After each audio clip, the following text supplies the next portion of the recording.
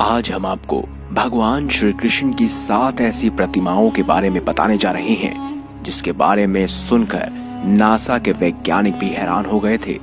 और इन प्रतिमाओं के पीछे के रहस्य को जानकर आप भी भगवान श्री कृष्ण के आगे नतमस्तक हो जाएंगे। तो चलिए दोस्तों, इस खास वीडियो को अंत तक जरूर देखिएगा, क्योंकि आज हम उजागर करने जा रहे हैं भगवान श्री कृष्ण के 7 खास मूर्तियों का रहस्य। वृंदावन वह स्थान है जहां भगवान श्री कृष्ण ने बाल लीलाएं की और अनेक राक्षसों का वध किया। यहाँ श्री कृष्ण के विश्व प्रसिद्ध मंदिर भी हैं।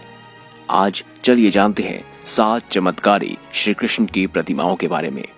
दोस्तों, इन 7 प्रतिमाओं में से 3 तो आज भी वृंदावन के मंदिरों में स्थापित हैं और बाकी की 4 अन्य जगहों पर मौजूद है।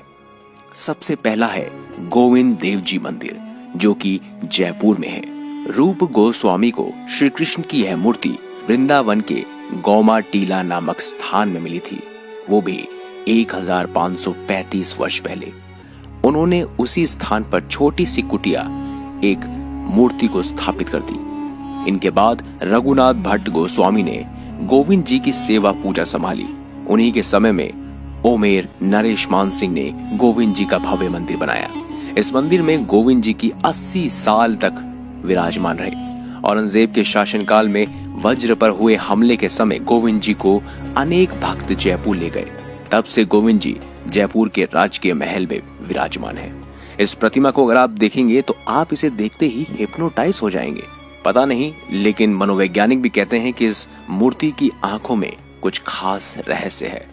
अगला है मदन मोहन जी करौली।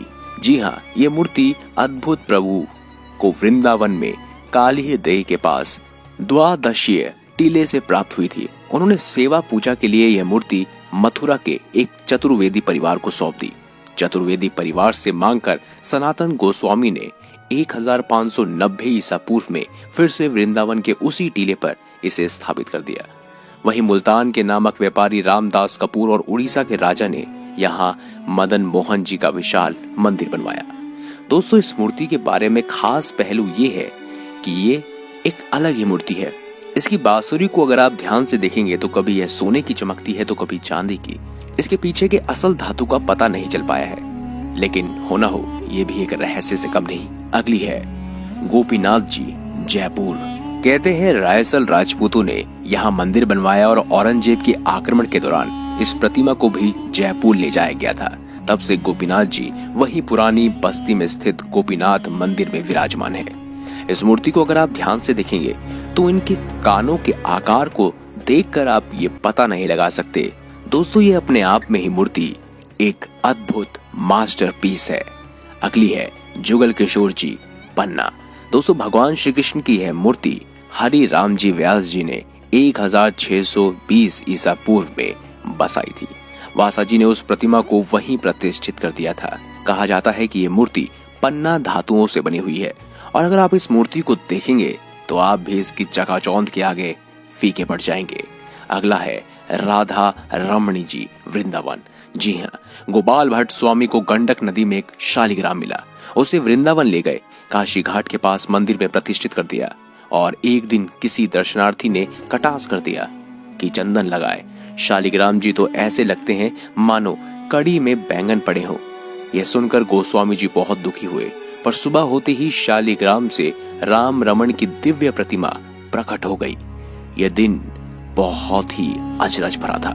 आखिर कैसे एक शालिग्राम से एक प्रतिमा प्रकट हो सकती है? दोस्तों, यही तो इस मंदिर की खास बात है, इसीलिए इस मंदिर में जरूर जाइएगा।